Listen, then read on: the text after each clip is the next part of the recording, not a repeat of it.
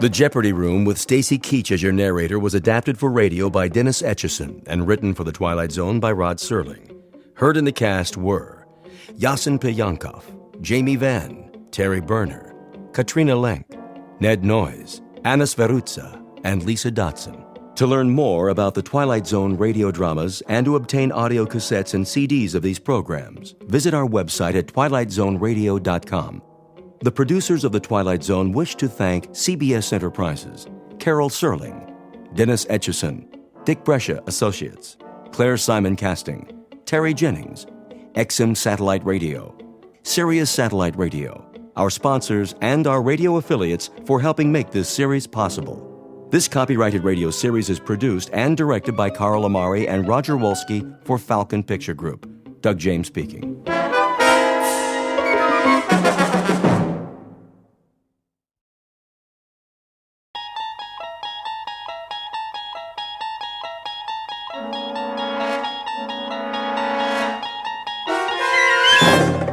You unlock this door with the key of imagination. Beyond it is another dimension, a dimension of sound, a dimension of sight, a dimension of mind. You're moving into a land of both shadow and substance, of things and ideas. You've just crossed over into the Twilight Zone.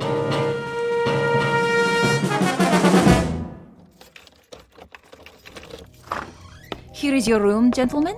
Thank you. I'll turn on the lamp. Leave it off for now. As you wish. I am sorry it's so small, sir. It suits our purposes. Where is the bath? Down the hall. The hall? I can give you one with a private bath if you prefer. No. I said this will do. I'm afraid the dining room is closed at this hour, but you may take a meal at the cafe down the street. We're not hungry, my friend and I. Then I bid you good evening. Good night. Check the window, Boris. You chose the right room. Of course. There is Kuchenko, in his room, across the alley. Binoculars? Right here, Commissar. Yes. See? The Major lies on his bed, but he does not sleep. He will sleep very soon. Give me one shot with this rifle. Not yet, Boris. That would be too easy. Easy? A clean kill. I have something more challenging in mind. Something Along the lines of a game, perhaps. I don't like games. Not even a game of cat and mouse? What for? To make him squirm a bit before the hammer falls? We waste time, Commissar. Patience, my friend. Hand me the phone. Who are you calling? Hickory Dickory Dock. Front desk. Yes. Excuse me, but do you have a Mr. Kuchenko in your hotel? One moment. Sorry, no one by that name. But I happen to know that my friend is staying there. Perhaps he is registered under another name? Andreev? I'll check. Yes, Mr. Andreev, room 963. Very good. Will you connect me, please? Yes, sir. Look, he hears it. Of course he does. He rises from the bed to answer.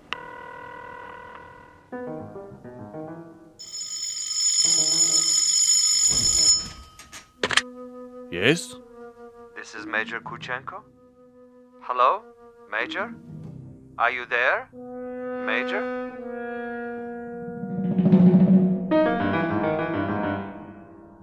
The cast of characters in our drama: a cat, a cat's assistant, and a mouse. This is the latter, the intended victim, who does not know but may have already guessed that he is to die. His name is Major Ivan Kuchenko, and he was lately an officer in the former Soviet Union. At this point, he has, if events go according to certain predetermined plans, perhaps 3 or 4 more hours of living. But an ignorance shared by both Major Kuchenko and his executioner is the fact that both have taken rooms at adjacent hotels in a section of the city located beyond the checkpoints of the Twilight Zone.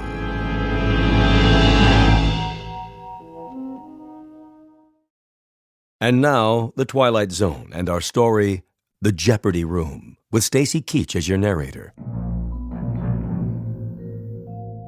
This is Major Kuchenko? Who is calling? Major Kuchenko, you don't know me, Who is this? but I have heard of your recent arrival here. You have the wrong number. And I wanted you to know that you have friends in this city. Friends, you say? And they would be... Good friends, Major. Staunch friends. I know no one in this city.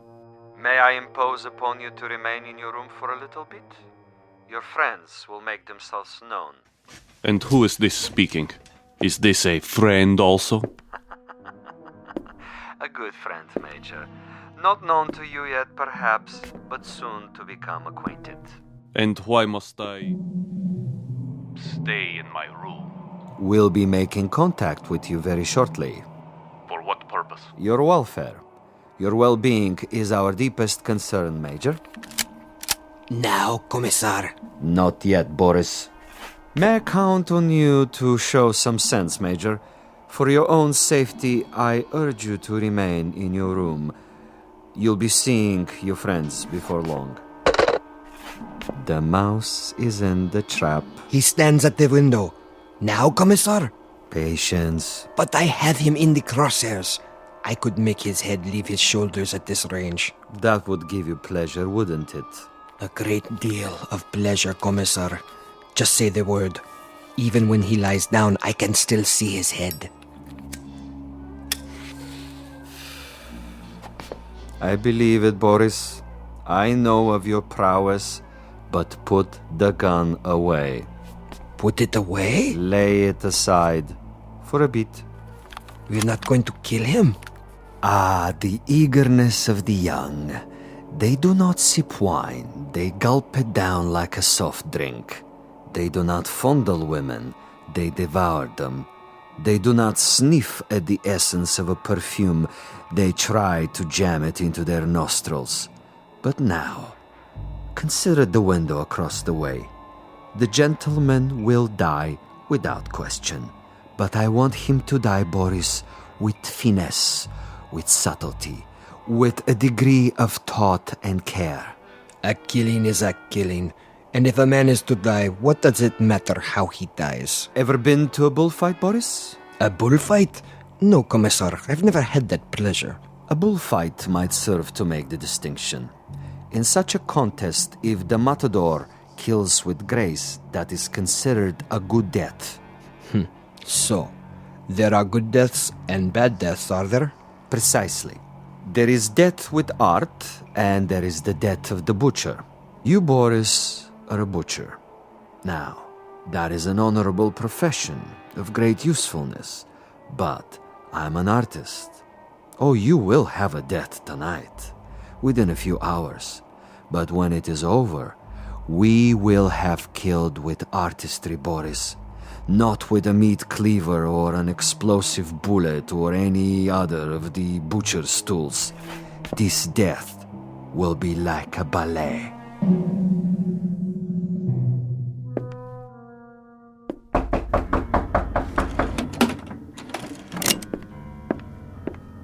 Yes? Major Kuchenko? Who is it? A friend, Major. If you prefer, you can turn off the lights and find a hiding place. I'll come in with my hands up, palms open. Major Kuchenko? And you are? I am a friend. May I? For a moment? I would prefer that you put the gun away. Not a chance. Were you the one on the telephone? We had a brief chat earlier. Quite a place you have here. Who occupied it before you? A rat? I have no luxury of choices. Indeed not. In this respect, you are a very poor man of late.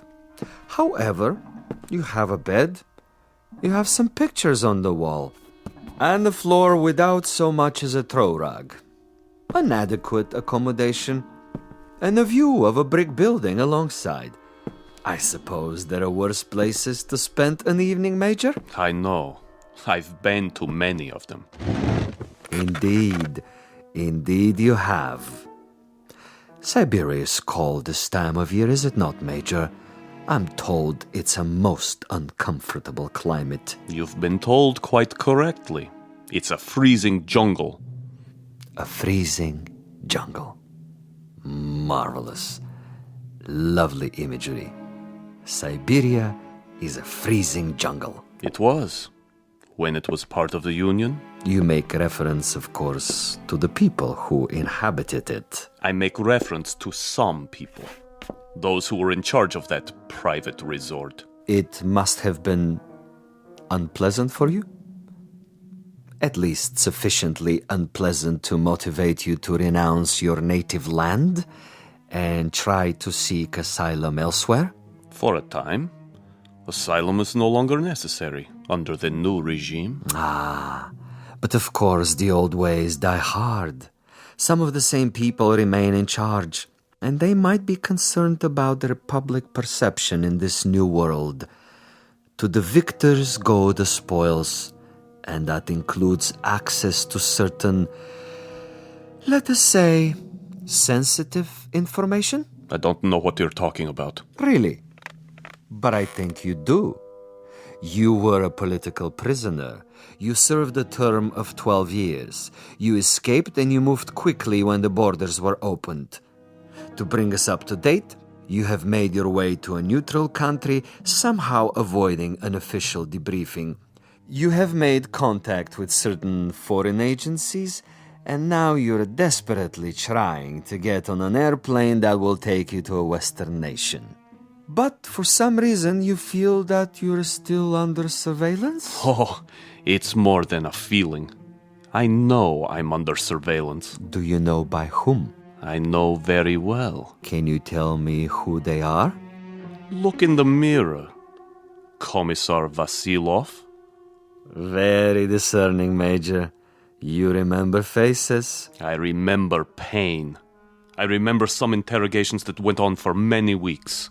I had no calendar, but I made marks on the wall of my cell. How resourceful. I remember one particular man who smoked Balkan cigarettes in a long holder and stood in the corner of the room, smiling and nodding, making jokes, while I went from agony to agony. So, Major, now we may dispense with the amenities. The masquerade, the little give and take of two strangers feeling each other out. Agreed. Now we get to the point. Do you honestly think that we would permit you to book passage on an aircraft out of here? That would be quite impossible. As a former member of the military, even as far back as 12 years ago, you have information that we would find embarrassing were it to be released elsewhere.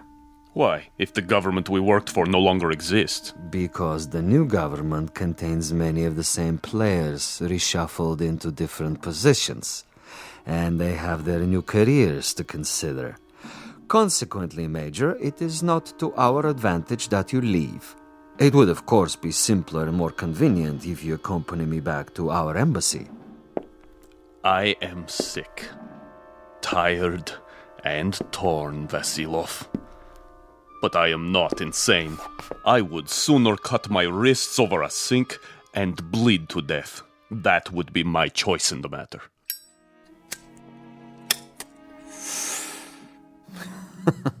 You surely can't be serious, Major.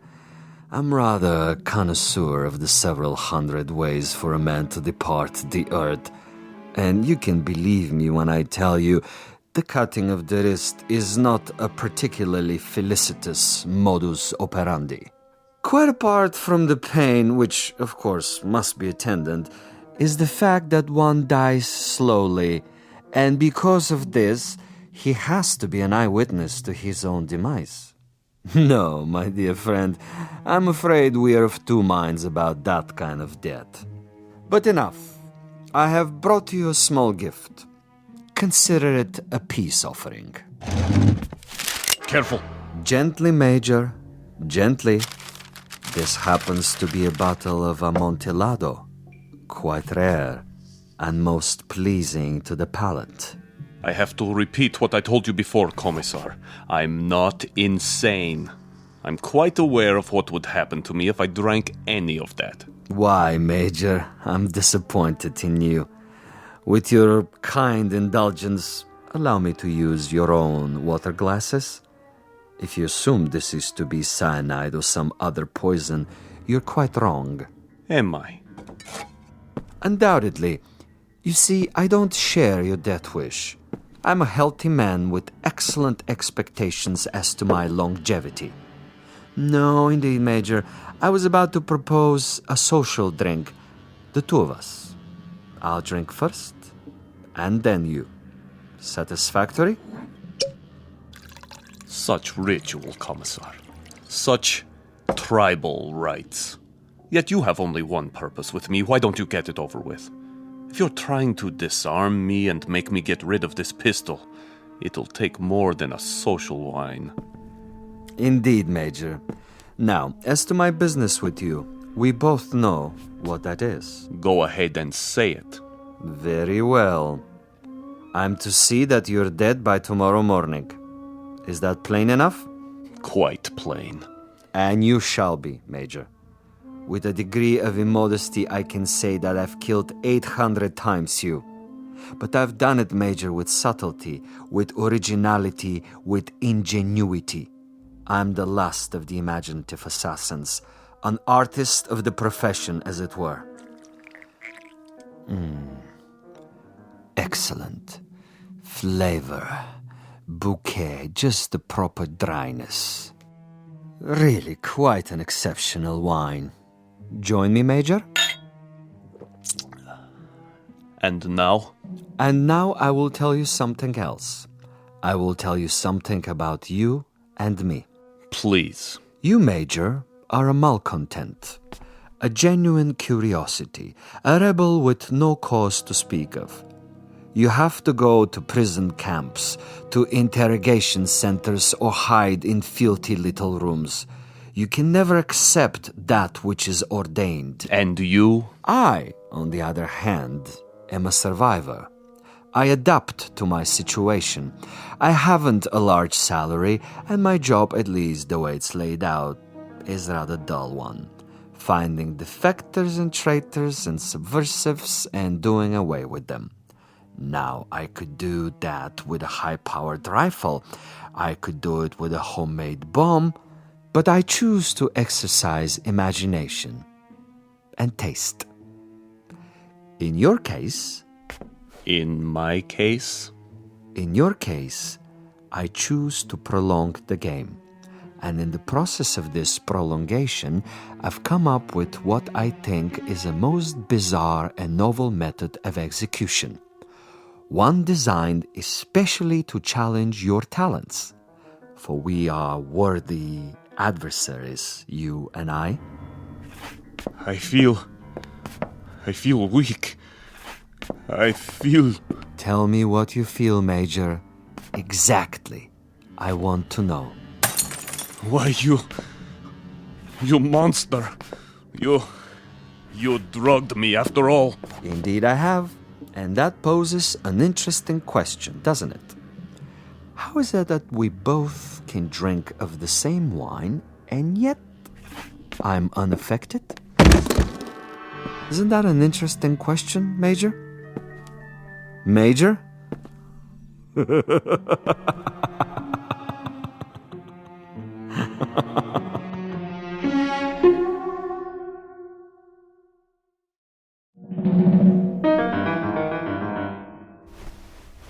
My head. He's gone. But I'm still alive. So he wants to play a game. And he has left something behind. What is this? Greetings, Major Kuchenko. I'm an exceptionally good judge of men. Are you? And in my judgment of you, I made an assumption that you are sufficiently observant to see the tape recorder on top of your dresser and curious enough to play it. How could you resist? This will also suggest to what complicated ends I'm willing to go to make a simple execution different and imaginative. First of all, to clear up one point. you may remember our discussion. Before I left you, I proposed a question. Isn't it odd that we both drank of the same wine, and how different the effect? Isn't it odd? Really quite incredible and bizarre. How can it be? In all honesty, Major, how do you explain it? Go ahead. I'm listening. You... Perhaps you have figured it out already. The truth is, I have been imbibing this particular drug for many years, a sort of experiment with myself as the subject. I have now reached the point where my physical tolerance has risen so that I can drink it by the gallon and remain quite unaffected. This in itself is a rather common and uninspired trick, a phenomenon well known to the scientific community. But you will also note, and I hope with a degree of pleasure, that you have not been poisoned. You're very much alive. Where are you? As you've probably perceived, I am rather a gamesman when it comes to killing. I adhere to my own rules and ethics. Hence, Major Kuchenko, I have taken the liberty of removing your pistol so that you won't hurt yourself. Now listen to the following quite carefully. This is the game, and these are the rules. You have been asleep for roughly 3 hours. During that time, in addition to dictating this on the recorder, I have done the following. I have placed a booby trap in your room. It is not visible, but it is attached to a very common object that is in the room. If you trigger this object, it will detonate and you will immediately be blown up. Why not get it over with now? Sadist. Now, for a proposition. If during the next 3 hours you are able to find this booby trap and cut the wire, you will be permitted to leave the room alive and unharmed. This is a guarantee. You have my word on it. Your word. But the following conditions are of the essence, Major. You must actively search for this booby trap and you must find it and render it inactive. It goes without saying that, as of this moment, you are being observed. How? Attempt to turn out the lights and you will be shot. The moment you stop an active search, should you refuse to play the game, you will also be shot. If you are unable to find the trap within 3 hours or attempt to leave the room at any point during that time, I am afraid the same conditions apply. You will receive a bullet in the head. So there you have it, Major. Find the booby trap, cut its wires, and you're free. Fail to find it, or fail to look for it, you're dead. Look for it, find it, but fail to recognize it, you're also dead. Needless to say, Major Kuchenko, it is this latter occurrence that I rather expect and look forward to. As a fellow expert in tricks and deception, I think you will admit this situation has its own special imaginative quality.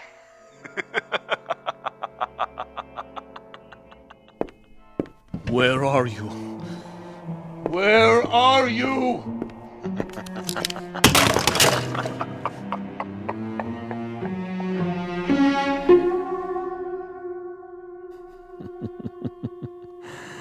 Over here, Major. Just across the way. So near and yet so far. Can't you see me? Doesn't the light reflect in my binoculars? Look, Major. Please look. Try, I implore you. Where have you been, Boris? I brought food from the cafe. Food is of no consequence. Quickly, he's awake. Don't worry, Commissar. I have a clear shot anywhere in the room. Hold your fire until I tell you. But why such an easy target? Too easy. That is the difference between us, Boris. You are a marksman, but I am a gamesman. And the game is afoot. The picture frame. too obvious. The ceiling. The light fixture. Possibility. Nothing. Oh, you think you are so clever, Commissar. So clever. The bed, then. Under the mattress. The bed springs? It might be. Not the chair, though. Still possible. Where?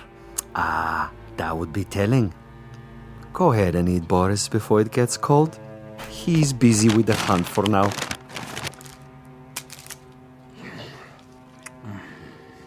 What did you bring? Sandwiches. Have one, Commissar. I never eat while I'm working. I'm like an athlete, Boris. Food is a distraction. Food is good. It makes one sluggish, affects the concentration. The morning will come soon enough. Over here, Kuchenko, just across the alley. Don't you see? He sees nothing. But surely a fragment of light, a stray reflection. Perhaps he has seen us. Yes, he must know, but he refuses to acknowledge. He is too proud. He knows he must do this on his own and will not give me the satisfaction. The bookshelf. Or the books themselves. Which one? An atlas? A novel? The Bible, of course. It's already been moved an inch, 2 inches. But the wire? Where? One way to find out. The bookcase itself, then. Behind the books. In the wood, the nails. Or under the floorboards. Wait, think. Where would I put it? You want a real battle of wits, Vasilov? You've got it. Think. 4 walls. Ceiling. Light fixture. Floor. A picture. Bed with frame. Box springs. Mattress. Headboard. A night table.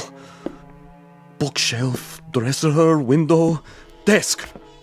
First the drawers. The top one. Slowly.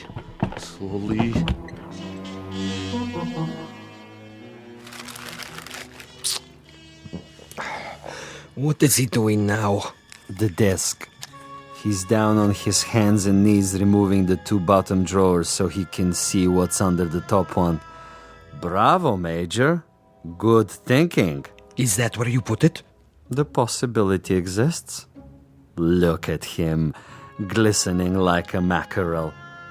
He stops to wipe the sweat from his eyes. And? And now he looks under the top drawer, crawling on his back. Yes! I think he's got it. Let me kill him. Don't be a fool. There are rules. Now he sees a length of wire. He grasps it between his fingertips very, very carefully, and he has removed it. Something is wrong with the bomb? I doubt it. Then it was not in the drawer? Oh, there is a piece of coat hanger I placed there. A decoy. A drawer would be common, uninspired. And I'm not, you'll forgive the modesty, a common executioner. Where is it, Commissar? In a most ingenious place. Really, quite an ingenious place. Not in the books, the desk, the mattress. Think of another common object in that room, Boris. I have it. Yes? The doorknob. Interesting idea. Then where? I'd rather not tell you at the moment, Boris. I think you'll enjoy the next few minutes more if you share the Major's ignorance. You seem very sure. Sure? That he'll find the trap. You take a risk. Not at all. That's not what I'm sure of. That is to say, I'm reasonably sure he'll find it, given his mental capacity, but he'll find it too late. He's looking toward us. But he can't see us. It's quite dark in here. And it wouldn't matter if he did see us. Now he's returning to the table. You're getting warm, my young friend. The ashtray. Extremely warm, but not hot. Where then? Please, Commissar, please tell me. Take the glasses. What do you see? He stands over the telephone. He is reaching out, Hot now, Boris. Extremely hot. Oh, he has picked it up. I thought for a minute there, You thought what? the telephone. Precisely. The telephone. But he just lifted the receiver. Indeed. He lifted the receiver to call out. If, on the other hand, the Major's telephone were to ring and he were to answer it, That's it, isn't it? If he picks up the phone after it rings... you have it now, my friend. When the Major's phone rings and he answers it, I have placed a tiny bottle of nitroglycerin inside the mechanism. The explosion will only occur after the ring and the lifting of the receiver, at which point the electrical contact will be made, and Major Kuchenko will not even have time to say hello. But what if no one calls? Oh, someone will. I promise you, someone will.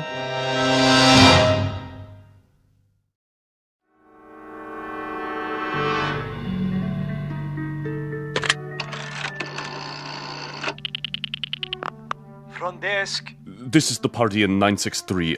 I was wondering Yes, sir? if you might have the number of another hotel. Another hotel? The one next door across the alley. That would be the Grand. You can find it in the directory, in the table by your bed. Dial 9 first, then the number. I see. Thank you. Vasilov? I know you're there, Vasilov. The game is not over yet. Do you have the time, Boris? What? The time. 10 minutes to 5. Almost done, Commissar. He's tried almost everything. He has 10 more minutes. Hadn't I best go over there now and finish it? No, my young friend. That would be impetuous. It would also be a bit embarrassing if someone were to see you. At this hour, the streets are empty. Quite apart from the fact that I wanted this to be imaginative, I also wanted subtlety. I should like our quarry to die in his room without our being there. Opportunity is running out. Then I do believe that it's time to, shall we say, accelerate the process?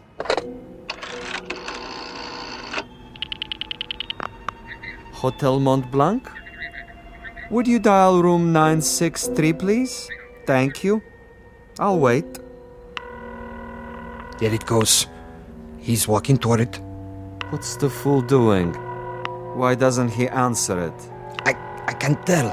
He has his back to the window. Turn around so I can see. Now, Commissar. No. Would you dial 963 one more time, please? Yes, I know it didn't answer. Ring it again. What's he doing, Boris? His back is still to me. It can't be busy. I don't know. What's he doing? Use the glasses. He's turning around, lighting a cigarette. He's mocking me. Now, he suddenly dropped from sight. Kill him. I can only see the top of his head. He's moving across the room. Do it! You missed, you fool. He's at the door. Again!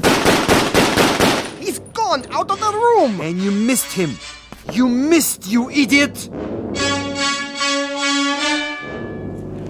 Flight 17 to Rome, Paris, and New York, now pre-boarding.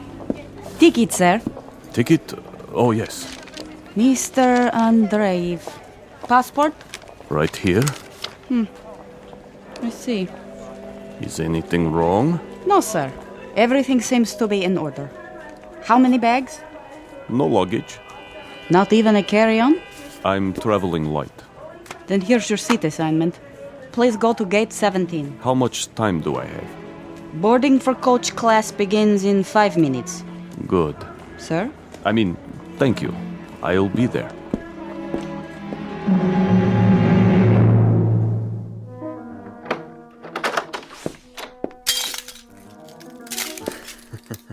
What a mess he left behind. Like a pigsty. He tore the bed apart and the furniture. Oh, just look. Oh, even my poor little tape recorder.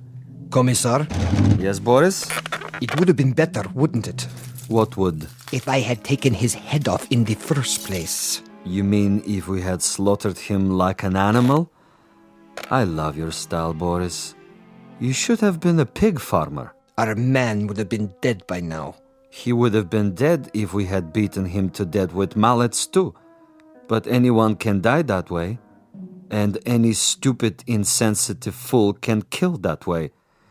No, this is a man of quality, with a resourceful mind, similar, you might say, to his executioner. He deserves a better ending, as do I. But that's all right. I have time. I'll get him in the next city, now that I know my adversary. We will be able to track him? Most certainly.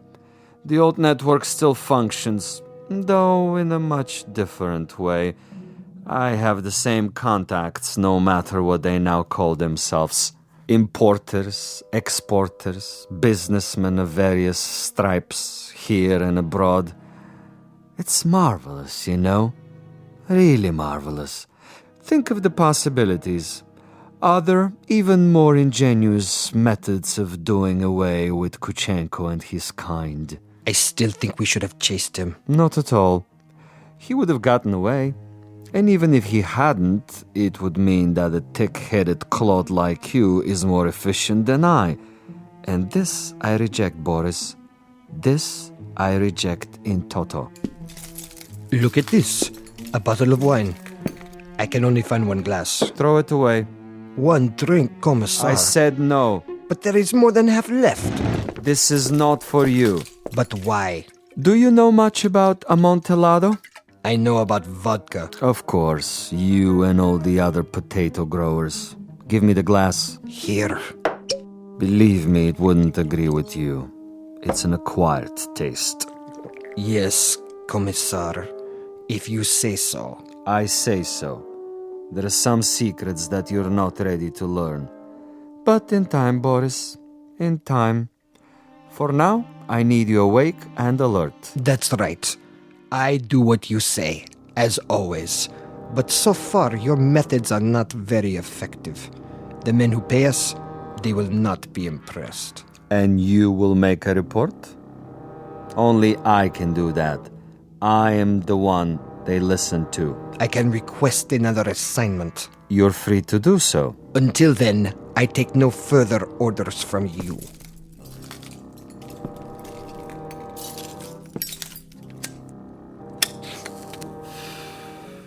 As you wish. You might want to reconsider, though. The resort in Siberia may be closed, but there are others. We have allies. All it would take is a single phone call. Comrade Boris, uncooperative, recalcitrant, unwilling to follow instructions. In this new order, there are not many positions for the uneducated, the blockheads with families. Yes? Well, You want to say something? I withdraw my complaint. What's that? I didn't hear you. I am tired, Commissar. I say many things when I am tired. You wish to apologize? Yes. Very well. I will take it under advisement. In the meanwhile, see if Major Kuchenko left anything behind. Check the closet, the drawers. Yes, Commissar. And life goes on. The sun comes up and we arise to meet another day, to prevail by our wits and our wits alone. I'll get it, Commissar. No, Boris! I don't want... Fool, no!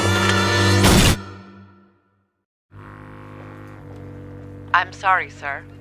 Your party doesn't answer. No? It doesn't ring at all now. You're sure? Mont Blanc Hotel, room 963. Strange. The line is suddenly dead. Thank you, operator. That means my message got through. Flight 17 Transocean Airways now departing for New York City via Belgrade, Paris, Rome, London, final call. Major Ivan Kachinko on his way west, on his way to freedom, a freedom bought and paid for by a most stunning ingenuity. Exit a gunman named Boris and one Commissar Vasilov, who forgot that there are two sides to an argument and two parties on every line. This has been a collect call, placed direct to you from a phone booth located somewhere in the Twilight Zone.